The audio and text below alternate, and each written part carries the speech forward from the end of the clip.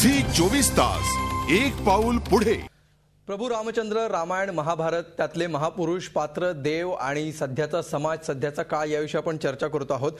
मधु चव्हाण, चिकित्सा करावी की न करावी याविषयी वेगवेगळी मतं आहेत. ती कुठल्या पातळीवर जाऊन करावी याविषयी सुद्धा तुमच्या तिघांची तरी वेगवेगळी मतं आहेत.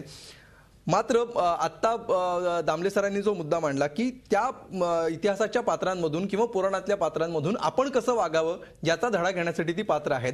म्हणजे आज एखाद्या पतीवर विश्वास न ठेवणारा पती असेल, अंधपणाने तिला हकलून देणारा पती असेल, तर त्याचा निषेध करायला हवा की नाही? 100%. कोणी ऐरा गैरा नतू खैरा तू एखाद्या स्त्रीच्या चारित्र्याबद्दल नवऱ्याला सांगेल तर त्या ठिकाणी त्याने जर आपल्या त्या स्त्रीला सोडून द्यायचं ठरवलं, तिच्यावर अन्यायच आहे की नाही? 100% त्या ठिकाणी त्या काळातला निकष आता कोणी वापरून कसं चालेल की एका धोब्यानी संशय घेतला म्हणून आदर्शवाद सांगण्यासाठी? त्यावेळेला रामाचं राज्य करण्याच्या त्या काळातल्या कल्पना वेगळ्या होत्या. आता काळ बदललेला आहे आणि कालानुरूप त्या ठिकाणी माणसाचं जीवन सुखकर करण्यासाठी समाज जीवनाचे मानदंड बदलावेच लागतील.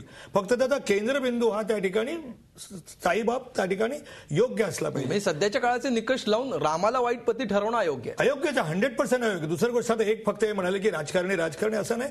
समाजातल्या जीवनातल्या सर्व क्षेत्रातले लोक हल्ली बिघडत चाललेत. म्हणजे ते पत्रकार असू देत, उद्योगपती असू देत. मुद्दा फक्त एवढा माझा या ठिकाणी आहे की काही आदर्श जीवन पद्धती असतात. त्या आदर्श जीवन पद्धती त्या ठिकाणी श्रद्धास्थानं असतात. ती श्रद्धास्थानं त्या ठिकाणी कुठेही त्या ठिकाणी आव्हान देता कामा नये. संपेल नाहीत समाज जीवन.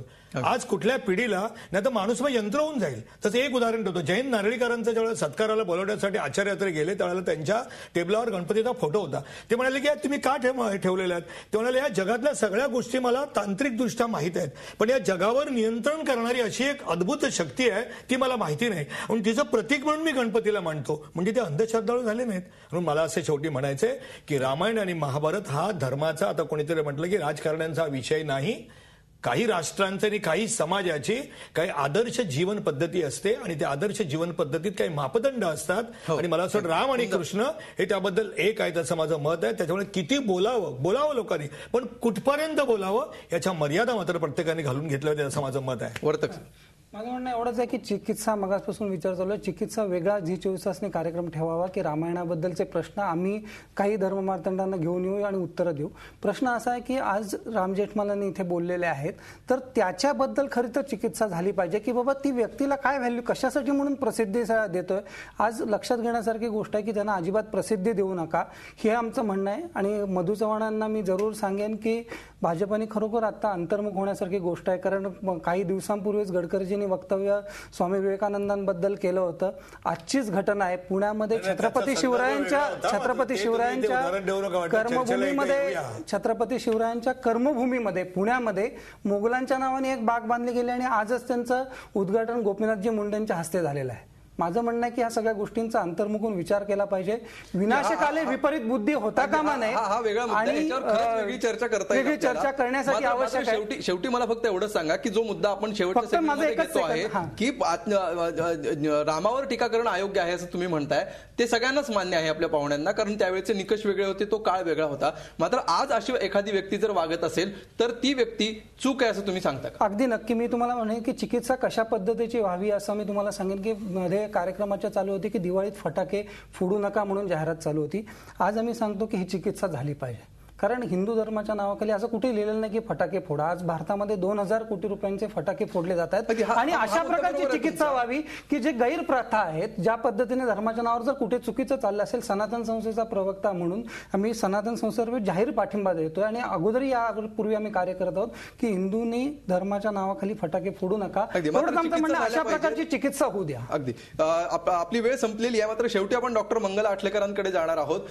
मंगलाजी, आपली वेळ संपत आली, मला माफ करा, तुम्हाला मी पूर्ण वेळ या उत्तरासाठी देऊ शकत नाही. मात्र अगदी थोडक्यामध्ये या चर्चेचा जर गोषवारा घ्यायचा झाला तर तुम्ही कसा घ्याल, कशा प्रकारे या सगळ्यांकडे बघायला पाहिजे आणि इथून पुढच्या काळामध्ये समाज स्वास्थ्य बिघडू नये यासाठी काय महत्वाच्या गोष्टी आहेत असं तुम्हाला वाटतं, विशेषतः धार्मिक बाबतीत किंवा देवाच्या बाबतीमध्ये, महापुरुषांच्या बाबतीमध्ये विचार करताना?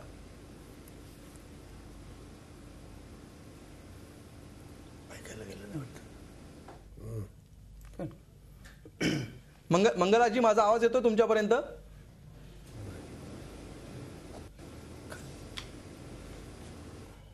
मंगला आठलेकरांपर्यंत आपला आवाज पोहोचत नाहीये, त्यामुळे आपण या कार्यक्रमामध्ये इथेच थांबतो. जाता जाता शेवटी आजचा रोखठोक प्रश्न आपण बघूया. आजचा प्रश्न होता, प्रभू रामचंद्र आदर्श पती होते का? बघा लोकांनी याला काय पोल दिलेला आहे. 65% लोक म्हणतायत होय प्रभू रामचंद्र आदर्श पती होते, 20% लोक नाही म्हणतायत, तर 15% लोक तटस्थ आहेत. जर चिकित्सा करण्याची सवय समाजामध्ये रुळते आहे, रुजते आहे आणि जर ती वाढते आहे, तर जसा प्रश्न बदलेल त्याप्रमाणे ही उत्तरं बदलू शकतात. या 65% कोण आहेत, 20% कोण आहेत, ते का आहेत, त्यांना चिकित्सा करण्याची संधी न मिळाल्यामुळं हे 20% प्रमाण आहे का, किंवा 65% पण प्रमाण चिकित्सा न झाल्यामुळे आहे का, ते पण बदलू शकतं का, असे अनेक प्रश्न या पोलमधून उपस्थित होत आहेत. मात्र चिकित्सा व्हायला हवी, मात्र एक मर्यादा सोडून समाज स्वास्थ्य बिघडेल असं कुठलंही कृत्य करण्याची गरज नाही, असाच या चर्चेतून सार निघतो आहे.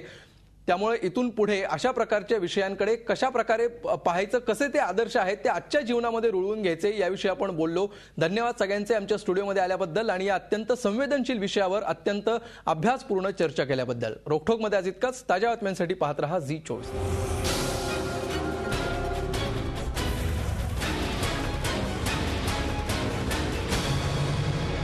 झी 24 तास, एक पाऊल पुढे.